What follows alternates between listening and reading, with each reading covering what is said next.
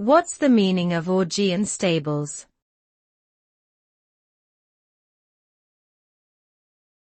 Augean stables.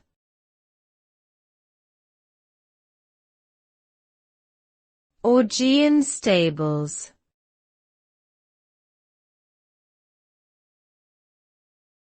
Augean stables.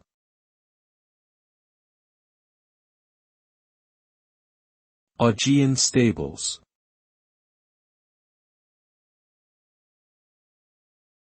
Augean stables is a phrase derived from Greek mythology, referring to a seemingly impossible task of cleansing a place or situation that has become extremely dirty, corrupt, or chaotic.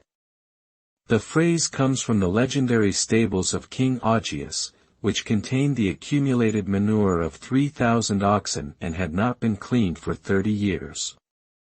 To complete the task, the demigod Heracles redirected 2 rivers to flow through the stables, washing away the filth in just one day.